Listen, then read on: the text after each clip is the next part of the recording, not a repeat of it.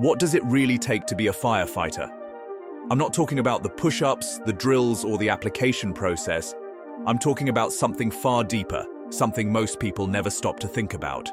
Because the truth is, if you've ever wondered what kind of person can walk into a burning building while everyone else is running out, you're also asking yourself a much harder question.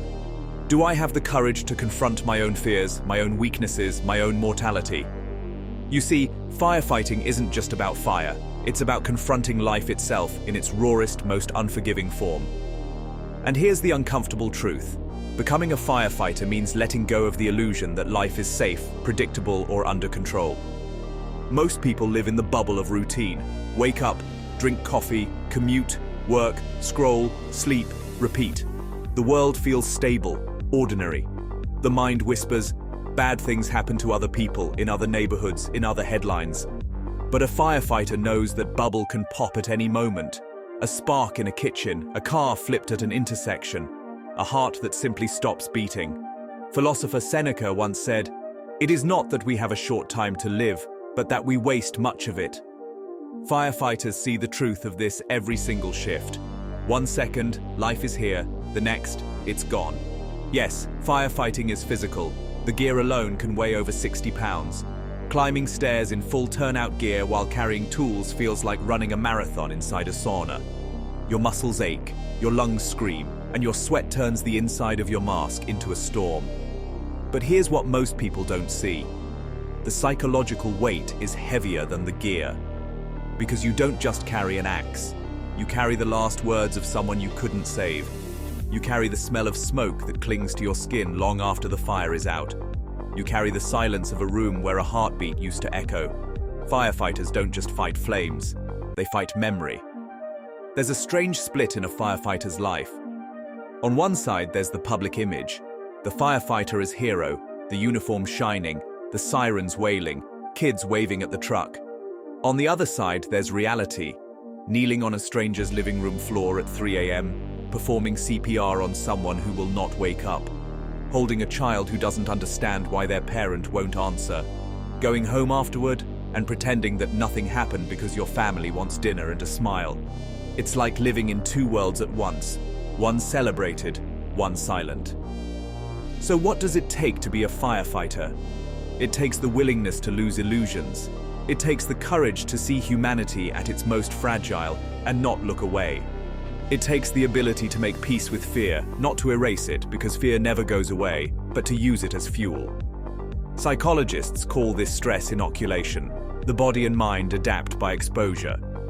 What terrifies you today will still terrify you tomorrow, but you will be stronger, more controlled, more deliberate in the face of it.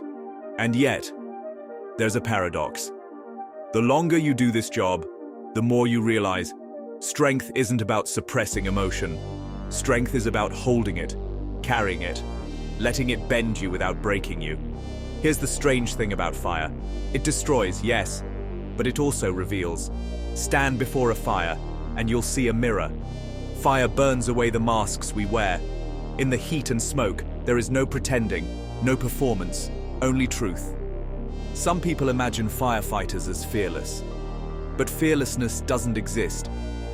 Every firefighter I've ever known has been afraid. The difference is, they go anyway. And isn't that the essence of life?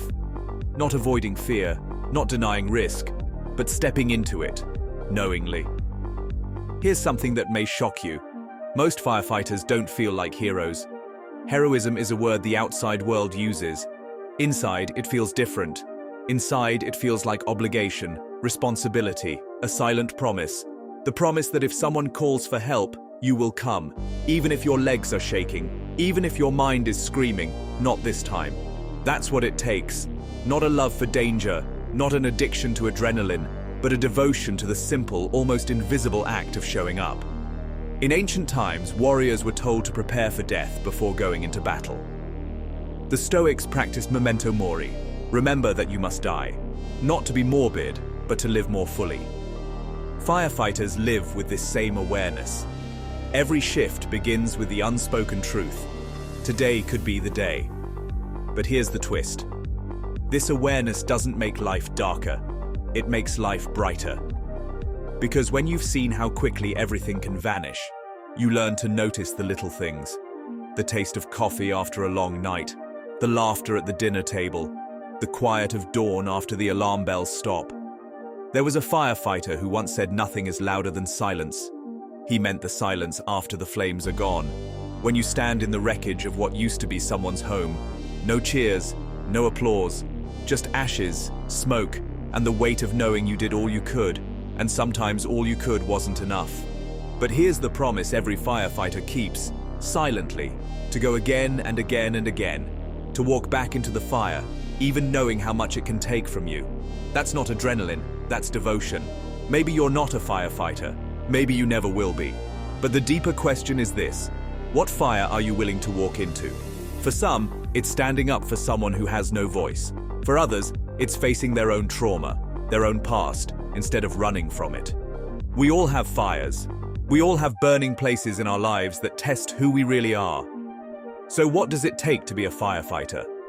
It takes strength, yes. It takes training, yes. But more than that, it takes a soul willing to stand in the fire of reality, to see life without illusions, to act when others freeze, to keep a promise even when nobody is watching. And maybe, just maybe, that's what it takes to truly live as a human being. Because the truth is, the fire is always coming. The question is, when it arrives, will you turn away or will you step forward?